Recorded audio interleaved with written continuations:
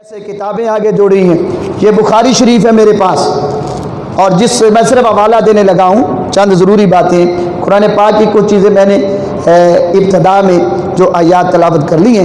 اب آ جاتے ہیں نماز کے اوقات. وہ کہتے ہیں نماز کے اوقات بھی کوئی ضروری نہیں، لیکن ایک بات اور بھی ضروری میں کرتا چلوں. اگر اس کی لاجب کو ہم مان گئے تو نتیجہ یہ نکلے گا کہ نماز باجماعت کوئی شخص نہیں پڑھے گا. وہ کہتا ہے کہ آپ زور کے وقت ایک دکاندار ہے، وہ 1 گھنٹہ نکال کے اپنے سارے گاہکوں کو پریشان کرے، آ کے پہلے وضو کرے، پھر وہ جماعت کا انتظار کرے، پھر وہ 4 رکعت سنتیں پڑھے، پھر 4 فرض، پھر یہ ساری نماز. گھنٹہ تو لگ گیا، اس کے گاہکوں کا کیا بنے گا؟ ایک وزیر اعظم ہے، وہ 15 گھنٹے کام کرتا ہے دفتر میں، تو 15 گھنٹے جس نے کام کرنا ہے اس کے پاس کیا ٹائم ہے کہ وہ نماز اتنی لمبی پڑھتا پھرے؟ ارے تمہیں وزیر اعظم کا دفتر تو یاد ہے، مگر خدا کی نماز تمہیں یاد نہیں ہے کہ اسے چاہیے سارا کام بند کر کے حضرت عمر فاروق رضی اللہ تعالیٰ عنہ کی طرح مصلی پہ کھڑا ہو جائے، حضرت سیدنا صدیق اکبر کی طرح مصلی پہ کھڑا ہو جائے. ان کی نمازیں، ان کی حکومتیں نہیں تھیں، ان کی جو وہ پوری مملکت اسلامیہ کو چلا رہے تھے بحیثیت سربراہ، وہ حکومت چلا رہے تھے.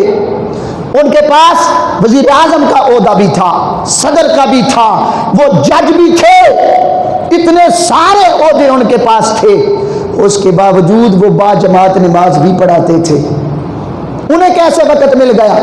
تم وزیر اعظم کی ایک مثال دے کر امت مسلمہ کو نماز سے دور کرنا چاہتے ہو. وہ کہتا ہے وہ جب جائے گھر میں جا کر جس وقت ٹائم ملے مغرب اور عشاء کی ملا کے 11 بجے پڑھ لے تو بھی کوئی مسئلہ نہیں ہے، کیونکہ اس نے حکومت چلانی ہے. اگر کوئی نوجوان کم علم یا اس کی ویڈیو اس کو دیکھے گا، یقینی طور پہ وہ باجماعت نماز چھوڑ دے گا. وہ کہے گا یہ تو ضروری نہیں. دیکھو مرزا صاحب نے اتنی کتابیں بڑی سامنے رکھی تھی، اور وہ جو بات کر رہا تھا وہ بڑی منطقی بات کر رہا تھا، بڑی دلائل کے ساتھ کر رہا تھا. وہ تو یہی سمجھے گا نا کتنا بڑا دھوکہ ہے. اب ان سے پوچھیں جنہوں نے حکومتیں بھی کی ہیں مگر نماز بھی 5 وقت بعد جماعت پڑھی بھی ہے، پڑھائی بھی ہے. آقا صلی اللہ علیہ وسلم نے خود، کیا آپ نے حکومت نہیں کی؟ آپ کے اختیارات نہیں تھے، آپ نے ذمہ داریاں پوری نہیں کی ہر معاملے میں. ہاں کہاں پہ جہاں پہ مجبوری تھی، جہاں پہ ضرورت تھی، 2 نمازوں کو اکٹھا کر لیا. یا آقا صلی اللہ علیہ وسلم نے فرمایا روزے افطار کر دو، آگے دشمن ہے. ایسی کنسیشن، ایسی رعایت اللہ کا معبود وہ شارع بھی ہیں، وہ جب چاہے ترمیم کر لیں، جیسے چاہے کر لیں، ان کا اللہ نے اختیار دیا ہے. وہ شریعت بھی لائے ہیں اور شریعت کے اندر شارع بھی ہیں، جب چاہے ترمیم کریں وہ کر سکتے ہیں. لیکن ہم بات کرتے ہیں کہ یہ اگر ہم مان جائیں تو اس کا نتیجہ کیا نکلے گا، نقصان کیا ہوگا امت مسلمہ کا، کتنا بڑا نقصان ہوگا اگر اس کی اس ویڈیو کو دیکھ لیں. حضرات گرامی قدر، نماز کی فضیلت بخاری شریف کہ نبی مکرم صلی اللہ علیہ وآلہ وسلم رات کو لمبی نماز پڑھتے تھے. یہ میں بخاری شریف کا حوالہ دے رہا ہوں. اور لمبی نماز پڑھتے تھے، کھڑے کھڑے پاؤں مبارک پر ورم آ جاتے تھے. انہیں نہیں پتا تھا کہ 4 فرض ہی ہیں. ان کے قدمین شریفین پر ورم اور زخم، پاؤں سوج جائیں حالت نماز میں، کیا وہ 4 فرض ہی پڑھ رہے تھے؟ حضور کی یہ سنت نہیں ہے کہ وہ 4 رکعت انہیں پتہ بھی ہے پھر بھی لمبی کر رہے ہیں اور رات کو کھڑے ہیں. پھر وہ کھڑے کھڑے پاؤں مبارک پر ورم آ گیا. لوگوں نے عرض کیا یا رسول اللہ آپ اتنی مشقت اٹھاتے ہیں حالانکہ آپ بخشے بخشائے ہیں. آپ نے ارشاد فرمایا کیا میں اللہ کا شکر گزار بندہ نہ بنوں؟ ذرا اونچی کہہ دیں آپ کو سمجھے. کیا میں اللہ کا شکر گزار بندہ نہ بنوں؟ حضور کا کوئی گناہ نہیں، پاک ہے، یہ کوئی شک نہیں، مگر نماز میں کھڑے ہونا اور ساری رات کھڑے رہنا، یا رات کا وہ حصہ جس میں حضور اٹھتے تھے، تو کیا حضور کو نہیں پتا تھا لیکن ہم یہ نہیں کہہ رہے کہ وہ فرض ہیں، ہم یہ کہہ رہے ہیں مصطفیٰ کی سنت ہے۔ رات کو کبھی، اور حضرت عوف رضی اللہ تعالیٰ عنہ بیان کرتے ہیں، ایک مرتبہ میں حضور کے ساتھ تھا، آپ نے مجھ سے بات فرمائی، پھر وضو کیا، نماز شروع کی، میں بھی ساتھ ہو گیا۔ آپ نے تقریباً 6 پارے قرآن مجید کی تلاوت فرمائی، اور ایک رکعت میں سورۃ بقرہ 2.5 پارے ہیں، یہ ایک رکعت میں 2.5 پارے آقا نے نماز کے اندر قرات فرمائی، تلاوت فرمائی۔ حضور کو نہیں پتا تھا کہ اتنی لمبی نماز کی ضرورت کیا ہے، جب 4 ہی فرض ہیں تو آپ کا یہ پڑھنا، یہ بھی بخاری شریف ہے۔ حضرت حذیفہ فرماتے ہیں رضی اللہ تعالیٰ عنہ کہ آپ صلی اللہ علیہ وسلم نے نماز پڑھی، اس میں سورۃ بقرہ سے لے کر سورۃ مائدہ تک تلاوت فرمائی، اور یہ تقریباً 6.25 پارے بنتے ہیں۔ حضور اتنی لمبی نماز پڑھتے تھے۔ اگر تم 4 فرض کہتے ہو تو مصطفیٰ کے اس عمل کو بھی بیان کرو تاکہ لوگ نماز چھوڑ نہ دیں، آقا کی سنتیں ترک نہ کر دیں۔ اگر تم دین کے خیر خواہ ہو تو پھر ان حدیثوں کو بھی پڑھو، کیوں نہیں پڑھی؟ اتنا کہہ دینا کہ صرف 4 ہی پڑھنے کی نماز ہو جاتی ہے۔ 6.25 پارے فرمان مصطفیٰ صلی اللہ علیہ وسلم، آپ نے فرمایا میری آنکھوں کی ٹھنڈک نماز میں ہے، میری آنکھوں کی ٹھنڈک نماز میں ہے، اور تم کہتے ہو نماز صرف 4 پڑھو چھٹی کرو، تو آقا کے اس فرمان کا کیا کرو گے؟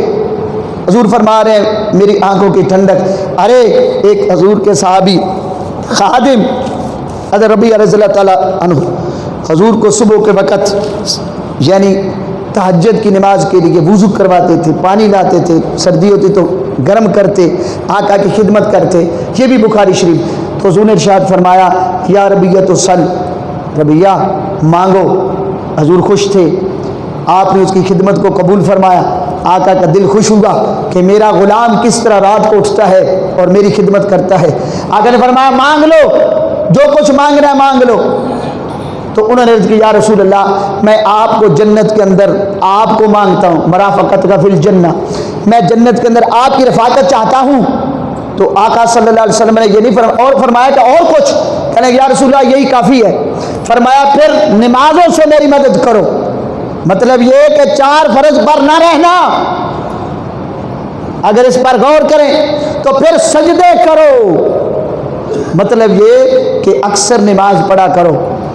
اگر یہ حضور فرما دیتے کہ 4 فرض کافی ہیں، ٹھیک ہے ربیعہ یہ اتنا کافی ہے، تو حضور کا یہ فرمان کہ پھر اگر تم چاہتے ہو جنت میں رفاقت مصطفیٰ ملے صلی اللہ علیہ وآلہ وسلم تو پھر نماز پڑھا کرو۔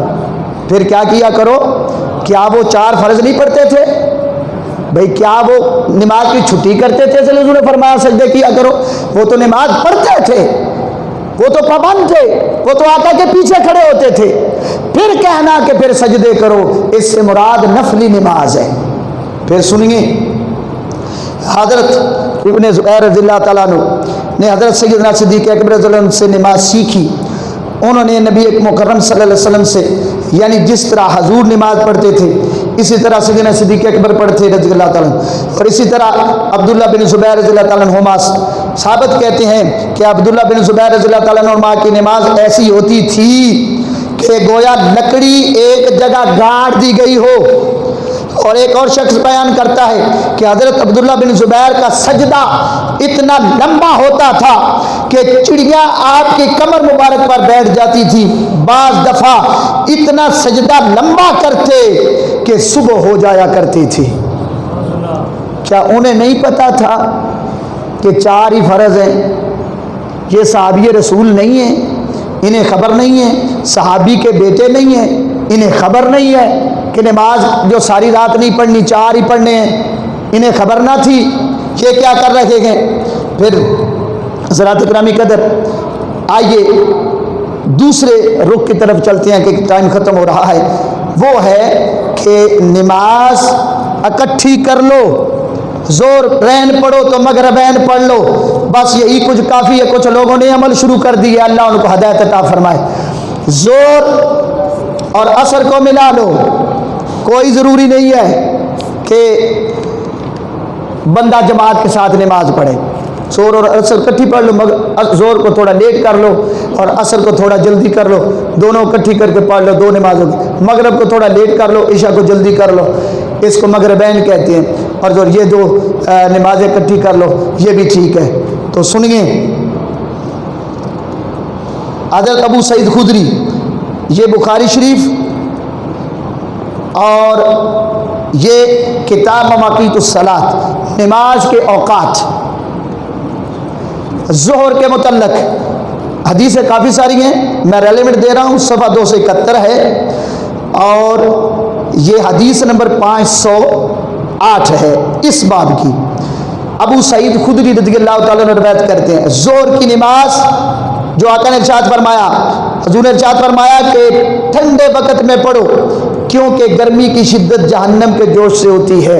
حضور فرما دیتے کہ زور کو عصر سے ملا لو، یہ کہہ سکتے تھے، نہیں فرمایا۔ آپ نے فرمایا زور کو ٹھنڈا کرو، یعنی تھوڑا گرمی کی شدت کم ہو جانے دو۔ اگر آقا عصر کو بھی ملا دیتے تو یہ تھا ظہرین، مگر حدیث بتا رہی ہے ظہرین نہیں ہے، زور الگ ہے، اس کو الگ پڑھو، اور آقا فرما رہے ہیں کہ ٹھنڈا کر کے پڑھو۔